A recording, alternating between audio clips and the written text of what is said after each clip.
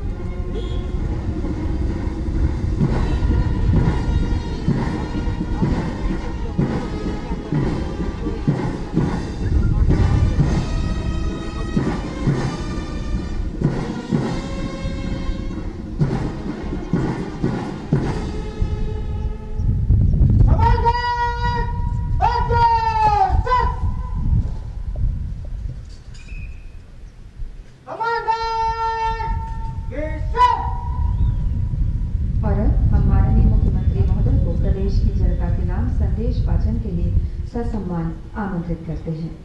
माननीय मुख्यमंत्री महोदय।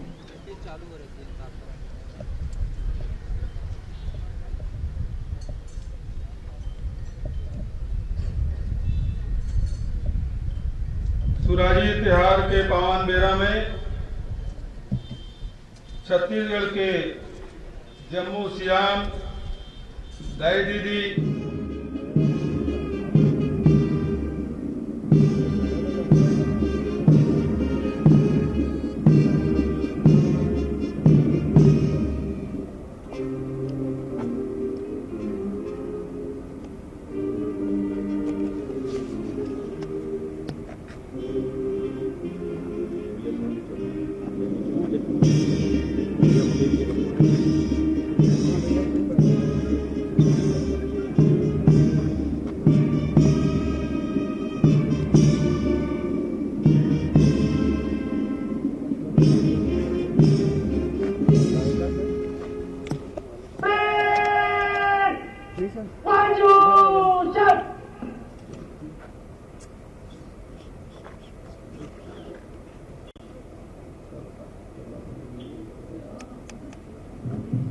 माननीय मुख्य अतिथि महोदय का शुभ आगमन हुआ।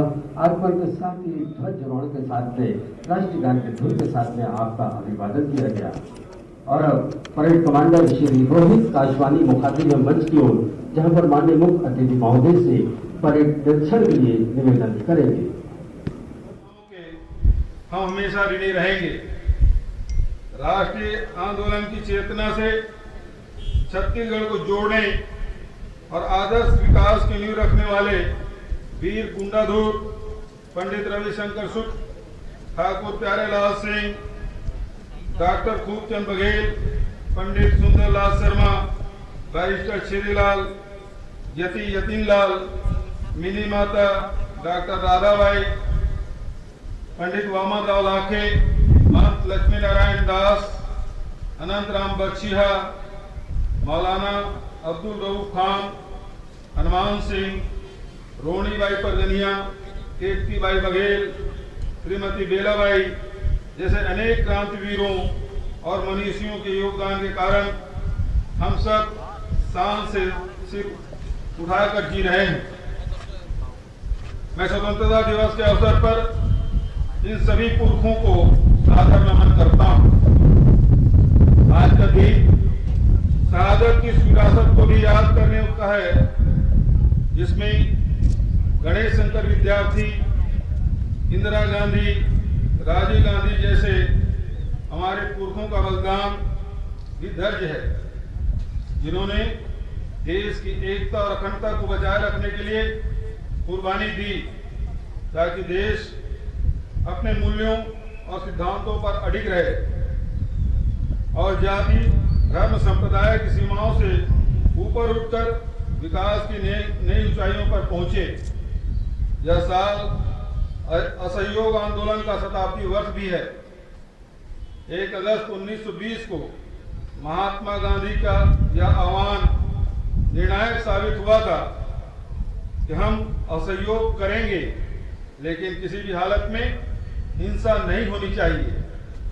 महात्मा गांधी ने कहा था, मैं ऐसा भारत चाहता हूं जिसमें गरीब से गरीब लोग भी यह महसूस करेंगे यह उनका देश है, जिसके निर्माण में उनकी आवाज का महत्व है, जिसमें विविध संप्रदायों के बीच पूरा मेल जोल होगा। मैं ऐसा भारत चाहता हूं जिसका शेष सारी दुनिया में शांति का संबंध हो। मेरे लिए हिंद स्वराज का अर्थ है सब लोगों का राज्य, न्याय का राज्य। हमारा स्वराज निर्भर करेगा हमारी आंतरिक शक्ति पर, बड़ी से बड़ी कठिनाइयों से जूझने की ताकत पर। याद कीजिए, आजाद भारत से पहले उद्घोष को भारत के पहले प्रधानमंत्री पंडित जवाहरलाल नेहरू ने कहा था, हमने नियतों को मिलने का वचन दिया था और अब समय आ गया है हम अपने वचन को निभाएं। अपने इस ऐतिहासिक भाषण में पंडित नेहरू ने कहा था, जब तक लोगों के आंखों में आंसू है और वो पीड़ित हैं, तब तक हमारा काम खत्म नहीं होगा।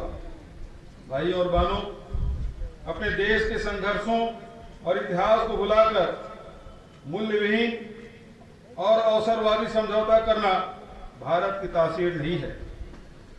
देश को विभेदकारी 60 कूटनीतियों और योजनाओं की चमक से बहलाया तो जा सकता है, लेकिन इससे दीर्घजीवी समाधान संभव नहीं होते।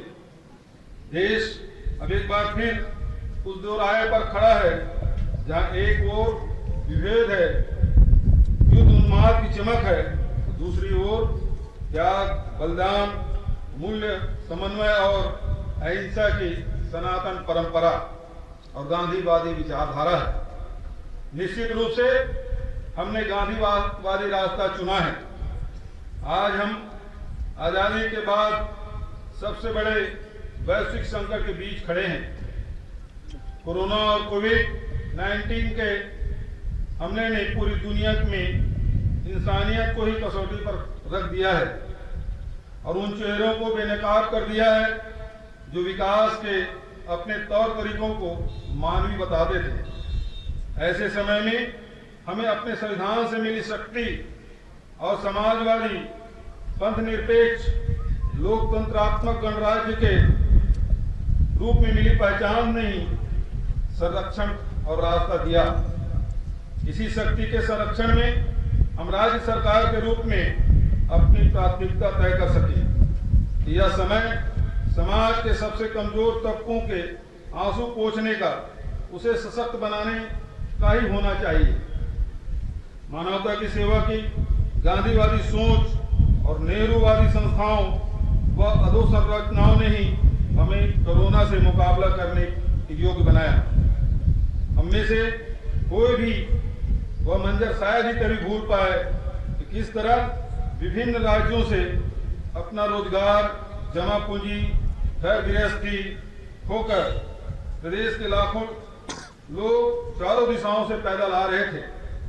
हजारों लोग अलग अलग राज्यों में फंसे हुए थे। लॉकडाउन के कारण उन्हें रहवास, भोजन, बच्चों के लिए दूध, दवा जैसी बहुत जरूरी सुविधाएं भी दूभर हो रही थी। ऐसे समय में राज्य सरकार के कंधे से कंधा मिलाकर प्रदेश की जनता तथा संस्थाओं ने अभूतपूर्व कार्य किए हैं। 5.5 लाख से अधिक प्रवासी श्रमिकों की घर वापसी हुई है। उन्हें सुरक्षित और स्वस्थ घर पहुंचाने के लिए हर गांव में अर्थात लगभग 22,000 क्वारंटाइन सेंटर स्थापित किए गए। इन श्रमवीरों को न सिर्फ मनरेगा के तहत रोजगार दिलाया गया, बल्कि क्वारंटाइन सेंटर में ही इनके स्किल मैपिंग की व्यवस्था की गई ताकि इन्हें प्रदेश में सम्मानजनक रोजगार दिलाया जा सके। इस दौर में प्रदेश की स्वास्थ्य सेवाओं को भी चाक चौबंद बनाया गया। जिसके कारण संक्रमित लोगों की रिकवरी दर अन्य प्रदेशों से बेहतर रही तथा मृत्यु दर भी काफी कम रही। 21 राज्यों तथा 3 केंद्र शासित प्रदेशों में फंसे हमारे लगभग 3 लाख मजदूर साथियों को खाद्यान्न व अन्य राहत पहुंचाई गई। वहीं लॉकडाउन की अवधि में लगभग 74,000 मजदूरों को वेतन के बकाया राशि 171 करोड़ रुपये का भी भुगतान कराया गया। 160 श्रमिक स्पेशल ट्रेनों के माध्यम से न सिर्फ हमारे प्रदेश के मजदूर वापस लाए गए, बल्कि अन्य प्रदेशों के मजदूर को उनके राज्य में भेजने की व्यवस्था की गई। कोरोना महामारी के दौरान हमारी सार्वभौम पीडीएस योजना भी कसौटी पर खरी उतरी। 57 लाख अंत्योदय प्राथमिकता निराश्रित निःशक्तजन राशन कार्डधारियों को निःशुल्क चावल वितरण किया गया है। आंगनबाड़ी तथा मध्याह्न भोजन योजना के हितग्राहियों को मिलने वाली पोषण सामग्री में कोई बाधा न आए, इसके लिए घर पहुंच सेवा दी जा रही है। इस तरह मुख्यमंत्री सुपोषण अभियान भली भांति जारी रहा, जिससे कुपोषण में 13% की कमी आई। भाइयों और बहनों, हम गांधी, नेहरू, पटेल, बोस, भगत सिंह, आजाद, लाल बाल पाल जैसे त्यागियों को अपना आदर्श मानने वाले लोग हैं, जिन्होंने आपदा को सिर्फ सेवा का अवसर माना था। विश्व इतिहास की सबसे दुखदायी और भयंकर त्रासदी के इस समय में हमारी सरकार ने सेवा के सिद्धांत को अपनाया, क्योंकि यही हमारी विरासत है। सेवा ही हमारा सनातन धर्म है। इसी रास्ते पर चलते हुए हमें आर्थिक मंदी और कोरोना संकट काल में अर्थव्यवस्था को बचाए रखने में सफलता मिली है। छत्तीसगढ़ में हमने अपनी संस्कृति, अपने खेतों, गांव, जंगलों, वनोपजों, प्राकृतिक संसाधनों, लोक कलाओं, परंपराओं और इन सब के बीच समन्वय से अपना रास्ता बना लिया। हमें गर्व है कि अर्थव्यवस्था का हमारा छत्तीसगढ़ मॉडल संकट मोचक साबित हुआ। कोरोना संकट पूरी दुनिया के लिए एक सबक बनकर भी आया है। महाशक्तियों का दम भरने वाले देश किस तरह एक वायरस के आगे बौने साबित हुए हैं और अपनी भावी नीतियों को लेकर चिंतन करने पर विवश हुए हैं। तथाकथित विकास की जड़ें कितनी सही थी जो ऐसा एक झटका भी नहीं सह पाई। दुनिया यह जानना चाहती है कि छत्तीसगढ़ में विगत 1.5 वर्ष में ऐसी कौन सी शक्ति आ गई जिसने गिरती अर्थव्यवस्था को थाम लिया। मैं बताना चाहता हूं कि हमने किसानों, ग्रामीण आदिवासियों, वन आश्रितों और आम जनता को मजबूती दी। 2500 रुपये क्विंटल में धान खरीदी, कर्ज माफी, सिंचाई कर माफी, 4000 मानक बोरा तेंदुपत्ता संग्रहण, 31 वनोपजों के समर्थन मूल्य पर खरीदी, खादी और ग्राम उद्योग को बढ़ावा, घरेलू बिजली बिल हाफ, सामान्य और औद्योगिक भूमि गाइडलाइन में 30% की कमी, आवासीय फ्लैट के पंजीयन दर में कमी, औद्योगिक भूमि के हस्तांतरण तथा लीज रेंट में कमी, राजस्व तथा श्रम संबंधी सुधार सहित बहुत सारे फैसले ऐसे हैं जिसमें गांव से लेकर शहरों तक एक नया विश्वास जागा। किसानों, आदिवासियों और वन निवासियों की जेब में हमने 70,000 करोड़ रुपए की राशि डाली। निम्न तथा मध्यम आय वर्ग के लोगों को हजारों करोड़ रुपए की रियायत और राहत दी गई। इससे छत्तीसगढ़ के आम जनता की क्रय शक्ति जागी, जिसने उद्योग और व्यापार जगत को सहारा दिया। हमने बड़े और महंगे निर्माण के अर्थव्यवस्था के संचालन का मिथक तोड़ दिया है। स्थानीय जनता की सोच से विकास का रास्ता अपनाया है, जिसके कारण निवेश और विकास हमराही बन गए। विकास की हमारी सोच, नीति और क्रियान्वयन के बीच इतना गहरा नाता है। 2 वार्षिक बजट काल पूरा होने के पहले ही हम इस दौरान देश के सबसे बड़े रोजगार सृजक राज्य बन गए। लगातार घटती बेरोजगारी दर से युवाओं का आत्मविश्वास बढ़ा है। शिक्षा, कौशल, खेलकूद, कला संस्कृति और विविध क्षेत्रों में उनकी भागीदारी बढ़ाने से युवाओं की ऊर्जा तथा उत्पादकता का लाभ भी मिल रहा है। कोरोना काल में भी छत्तीसगढ़ में 26 लाख मीट्रिक टन लौह इस्पात सामग्रियों के उत्पादन और आपूर्ति से सिर्फ छत्तीसगढ़ ही नहीं बल्कि पूरे देश को सहारा मिला। जन कल्याणकारी कदमों के साथ कदम मिलाते हुए राज्य में औद्योगिक विकास की संभावनाओं से कैसे आकार लिया, यह भी बताना चाहूंगा। विगत 1.5 वर्षों में प्रदेश में 545 नए उद्योगों की स्थापना हुई, जिसमें 13,000 करोड़ रुपए का पूंजी निवेश हुआ तथा 10,000 लोगों को रोजगार मिला। प्रदेश के हर विकास खंड में फूड पार्क स्थापित करने का लक्ष्य पूरा करने हेतु हमने 28 जिलों में 101 विकास खंडों में भूमि का चिन्हांकन कर लिया है। 19 विकास खंडों में 250 हेक्टेयर भूमि का हस्तांतरण किया जा चुका है।